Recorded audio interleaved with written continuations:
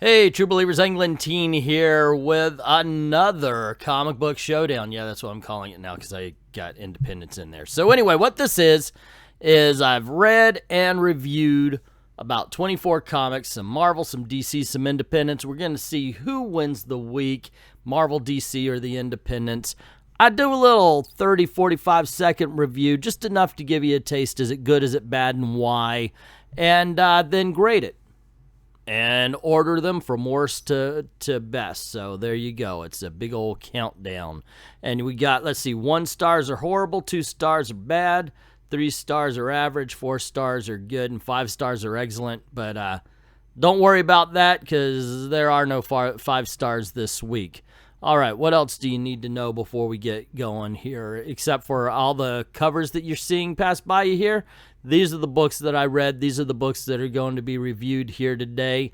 So with all that said, just kick back, relax, and let's get this party started.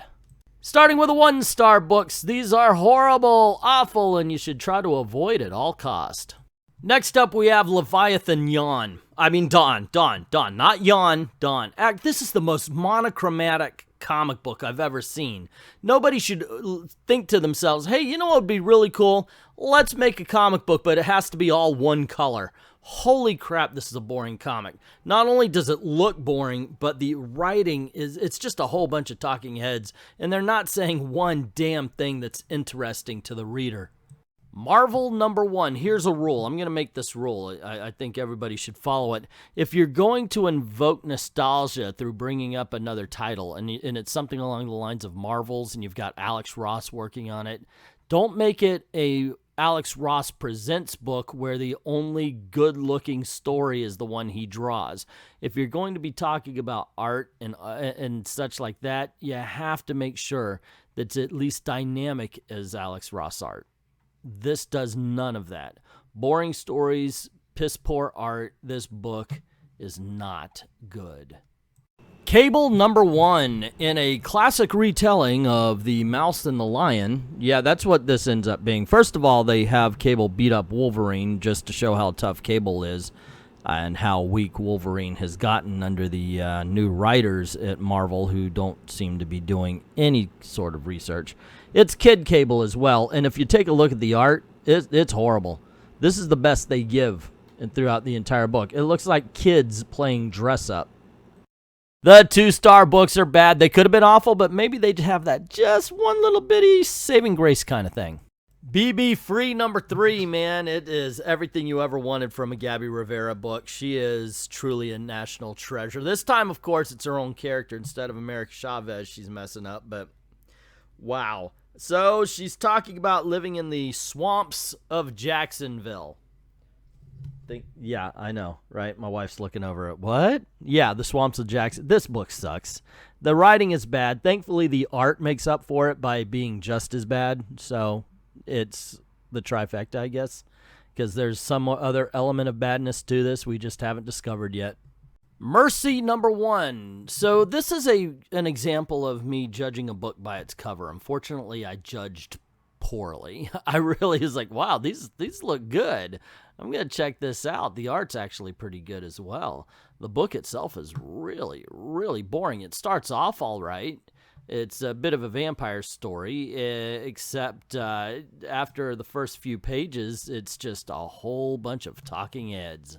Dryad is a comic that doesn't know where the story is. So there's an elf. Maybe this is a part 2 of something. I don't know. An elf and a human move away from his hometown into this secluded wooded area. Okay.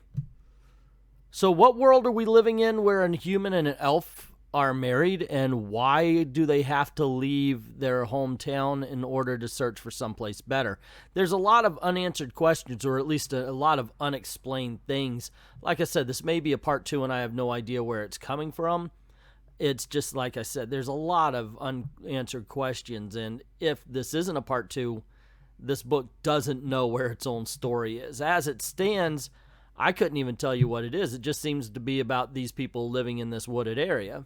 Walt Disney Comics and Stories number 11 from IDW. In general, I like these books, and I will continue to be getting them.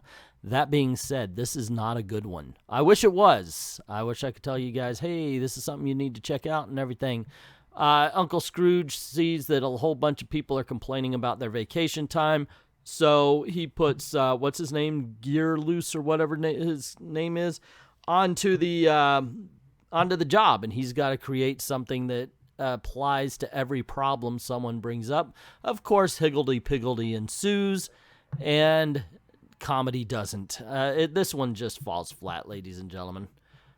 Gyro, which one is it? I don't know. Point being is, what should have been a good book wasn't, so I can't recommend this. Holy Toledo, is this bad?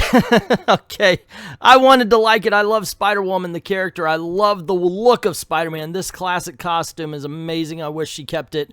They shouldn't change it. It's iconic. The book itself has her mainly fighting this little kid that pissed her off, but she's also protecting another little girl and everything. The dialogue's horrible. It doesn't build up any kind of suspense, and mostly you just feel bad for this little teenage boy she's beating the crap out of. The 3-star books are average. I either liked them, but just not enough to recommend them, or they didn't really resonate with me. Decorum is by Hickman. You know, the dude who's doing X-Men all sorts of wrong. Funny thing is there's the same black and white pages explaining things that should be shown to us, but what really is sad is the first half of this book is really cool. There's no words, but you get the story. It is so exciting that when the story actually starts, it actually grinds the book to a halt. The Plunge, number 1. So I was interested in this. I like shark books, I think, and movies and everything. Have you ever read a book that you didn't love, you didn't hate, but you just see something there, so you're going to keep with it? And that's what I'm thinking about this. This is a kind of a mundane book. It's a talking head book. It's a little bit boring, but there's something about it that's going to make me check out the next issue. Hopefully that's a little bit better than this one. Strange Academy number 1 fares better if you consider that it doesn't need to be in continuity. Sure, it's got wizards and all that kind of stuff that we all know, Doctor Strange, Brother Voodoo, so forth, so on. But if it is in continuity, you got to ask, why is Dormammu sending his son to Doctor Strange's school? It doesn't work. If they just make it its own story, its own world, it's Marvel's Hogwarts, and on that level, it does work, and it's fine for what it is, something to get kids interested in comic books. Star Wars Bounty Hunter number 1. I'm usually saying, hey, check out all the Star Wars books. This one isn't bad. However, it's not all that great either. You've got Boba Fett on the team. This dude, I've seen him in other books here on the front of the cover. And they're together trying to get a bounty. One of the people they're with kills the person who's supposed to be paying him. And all sorts of trouble starts. It's okay at best. Superman number 21. Okay, so Brian Michael Bendis wrote an interesting issue. I mean, it's all fight scenes. Mongol, of course, is owing a debt to Superman, so Superman's trying to cash it in. I gotta say, I enjoyed this one. I'm just like the Aquaman. I'm not quite ready to recommend this title yet because it's only one issue of the entire run of Brian Michael Bendis that I've liked, but at least that's a step in the right direction.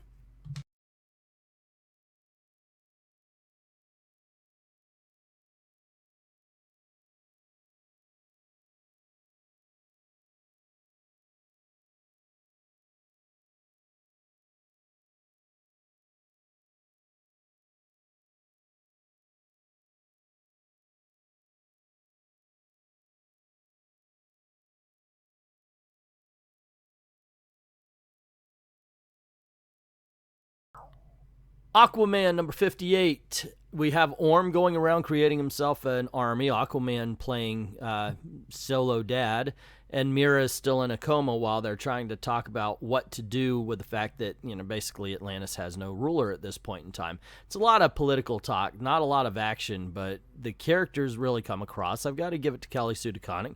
She's turning things around. I'm not prepared to recommend this title yet, but it's looking in the right direction. And the 4-star books are good, and I am happy to recommend these to you. Strange Adventures #1 thankfully has not fallen into the Tom King needs therapy section of Tom King's writing. This is still issue #1. He's excited about the character itself. I think it's a decent story. It's got some places to go. It's well told. It's well drawn. I just hope Tom King can keep it up because we know how he tends to crash and burn. But not yet. Still good. Thumbs up. Daredevil #18. So the cops have been told to stand down. Let Hell's Kitchen deal with itself, all of its problems, so forth and so on. But a little girl goes missing. So they and Matt Murdock, who is still not Daredevil, decide, screw it, let's get this done. And they go out and search for the little girl. That's basically the story. It's more of a character piece than an action piece. There's enough action to carry you through with it. But thankfully, the characters are so well written, you don't even notice that. This is one heck of a good book. Batman and the Outsiders 11 is mostly an action issue. It really is. But I'm very happy to say that it really does catch the reader up. Not a lot of modern-day comics do a lot of recapping. This does it in the dialogue, so you actually know what the characters' motivations are. And once again, I'm going to say it, if you care about the characters themselves, you care what's happening, and that's why this ended up being a really good book, even if you are not someone who follows the story all the way through. Batman #90, good story, a lot of fun, tells a story about what happened when the villains went to meet the designer. I like it. Art's good. What's not good is the design of the designer. If you're going to name a character designer, you got to make sure he doesn't look like the freaking Queen of England walked through all of the closets of the Mummy, MC Hammer, and Jack Sparrow. It looks ridiculous. Everything beyond this is okay, but man, this looks ridiculous. Just ridiculous. Ghostbusters Year 1 #2. So we follow Ray this time around, and he's telling the story of what happened to the librarian ghost, which is, yeah, wait a second. What did happen to the librarian ghost? In the movie, they run away and we never go back to it.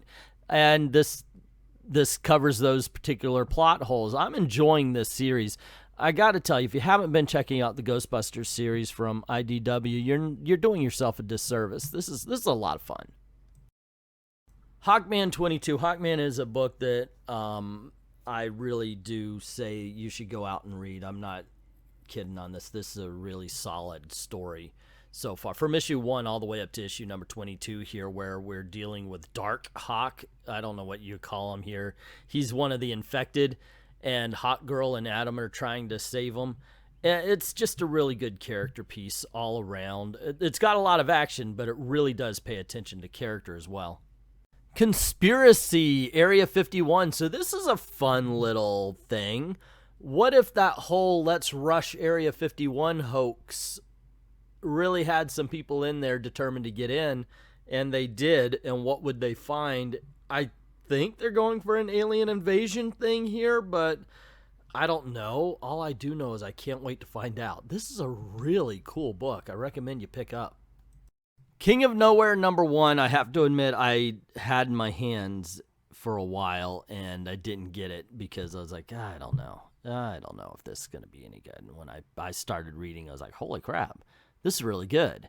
This is one of those stories where we come into a land. The guy's convinced he's dreaming. I mean, the first guy he meets is a deer driving a truck, so obviously he believes he's dreaming, and he goes into the land of nowhere. And basically, we are on the journey with him, discovering everything, noticing, is it real, is it not real, what's going on here? And it is so damn intriguing.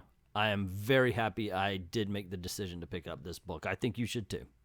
Marvel Snapshot Submariner. This is what I'm talking about here. So we get to see Submariner through the eyes of his girlfriend as Submariner comes back from fighting in the war. And while they're at a carnival, they get attacked by a Nazi shark. Great action, great storyline, pays attention to the characters. It is so refreshing to see a book like this on the shelf. I'm very happy with it. The only thing that could have made it better is the Alex Ross painted art. But you know what? That's neither here nor there. What is offered up is good enough. So there you go, gang. Those are the reviews. Now let's tally up the scores and see who wins. The Marvel, the DC, the Independents. The independent comic books had books in positions 21, 20, 19, 18, 16, 5, 3, and 2 for a score of 96.